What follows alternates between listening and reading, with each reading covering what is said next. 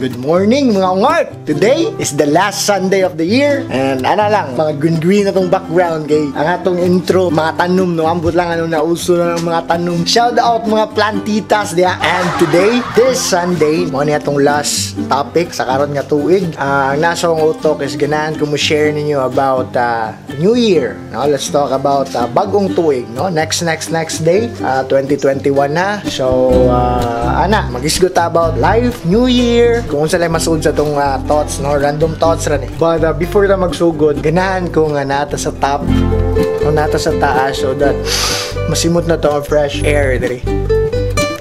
So naman, G. So no, nata diri sa taas, nitong tas water tank. No, asa nindot background. Ana bukid. Sige ana. Focus.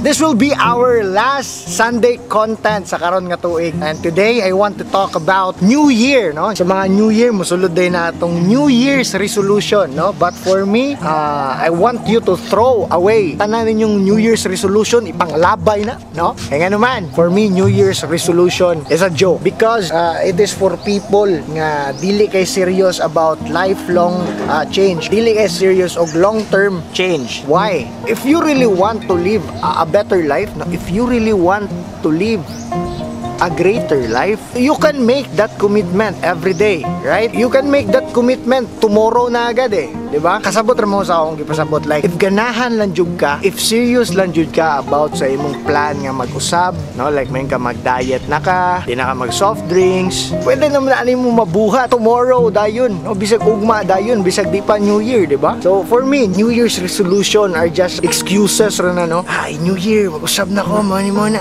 No, pwede na ka mag-usab ugma dayon. Today, at this point of time, no, karon nga gatan-aw kani nga video, I want you to think, no, ay napagawa tong New Year. No, dapat inani ang mentality nimo. What can I do now to beat this problem? What can I do now to create a life of abundance? What can I do now to create a life of success? What can I do now to create a life of happiness? Now, I want you to wonder kung unsa gipang buhat sa mga successful people ron. Unsa kay mga gipang buhat sa mga successful people ron? How can I emulate their actions, no, to mirror their success? Inana ang mentality ba? Wonder. Kaniya, ako ning ibalik-balik og storya ninyo. Success leaves clues, no? If you really want to achieve that success, naay blueprint sa success. Ang imo na lang ang pagpangita na find it. Naasa ko'y favorite nga quote mga ungart, no? Niana sila nga, it is not the movement of the clock that produces the newness of life, but it is the movement in your mind. Your mind is very powerful mga ungart. And again, if ang imong whole 2020 kay puro bati ang naitabo, puro negativity ang naitabo, do not let this 2020, no, nga muruwin sa imong whole 2021. Start over again. If dili nimo ma-let go imong old you, then you will never grow into a new you. No, I mean, random na kini nga mga thoughts sa unsa lay masud sa akong mind, but I want you nga sunod nga tuig ganahan ko inyong mentality kay if naamoy ganahan paliton niya mahal, dili ka mo ingon og I can't afford it, but say how can I afford it? No, instead of I can't do it, say how can I do it? Palayo sa mga wordings nga maybe, no, magsigila kag maybe, basin, have a clear target. And if ang imong 2020 puno og issue sa mga tao nga nag-surround nimo, pasagdiin na sila. No, I want you to escape drama, toxicity. Upcoming year, I want you to avoid more ana nga mga butang. And next year, I want you to accept criticism. No, if di ka ganahan makadungog criticism, next year I want you to accept it. Take it as a constructive criticism. And then kani dako sa nag-impact, no, sa akong life ang kani nga quote about this sa mga tao nga nag-surround nimo nga mo spread nimo og negativity. Don't mind them, because you will never be defeated by what they say. You will be defeated by what you say about you. Strike og example way back April and May, nag-start ko vlog, katong mga content na mga syagit-syagit, no, na yung mga neighbors nga muagi sa tubangan sa mong balay mo ingon og naunsa naman na siya, nabuang naman siya, sige naman siya syagit-syagit, no, naunsa naman na siya, nahanggaw naman siya, sige naman siya syagit-syagit ya. But nagpa-apekto ba ko? Wala. It's because ang akong kauban is ang akong self. Igtanawan ako sa mirror, kabaho ko sa akong gibuhat. I know the reason, no, I know the why. But the most important thing, son, is you need to find your why. W-H-Y. Ngano imo na ginabuhat ron. No, katong nga time, katong mga silingan ako, katawaan ko. No, every time mag-shoot kog content, naunsa naman na siya diha, ha? Naunsa naman ang anak ni Kuan. Sige naman nagsagit-sagit. But sa akong mind, nagkatawar ako. Because I know nga, mao ni akong way nga makapaspread og positivity sa tunga-tunga sa pandemya. Nangatawa sila sa akong shoot-shoot, karon kita na sila na ako sa TV.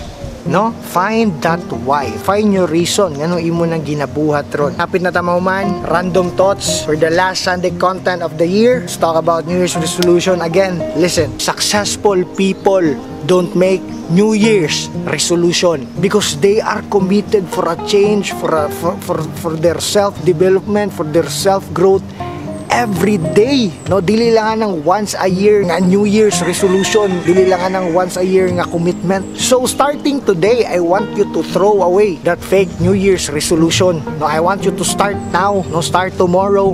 Pag pinariha sa uban, nga nung deglahi ka, no, be different. Ay, mao mo ganiyang ginabuhat, kay mao mo ganiyang mostly buhaton sa uban. No, for the last time, no. Sa kaning nga year, sa kaning umaabot nga 2021, tomorrow, today, sugdan nimo, have a clear target. You want to become successful? My first question is why? No, why do you want to become successful? No mo nang first nga pangutana. No, ganahan ka mag-successful? Pangitaay mong why. W-H-Y. No, nganong ganahan ka mag-successful? Kay hunani mo guna guys. No, finding your why, finding that reason is very important. Paminaw listen. Because it's weak to say that you want something without having a reason why. If di mo guna nimo mapangita imong why, dali ra kay ka mo quit, no? Tagaan di ang situation. For example, nag-work ka sa imong desk, exhausted na kay ka. Exhausted na kay ko, kapuya na, drain na kay ka. And then mo think ka, ngano ako maning ginabuhat? Okay. Para day makabawi ko nila magpapa. That's your why. Okay na nga why. And then, boom, ma-inspired ka balik. Gawas kong nakakadya sa mong desk, mag-work ka, exhausted na ngayon ka. Ngano ako maning gibuhat? Why? Aka ba? Unsa? Then, that's the time. Quit ka. That's the time.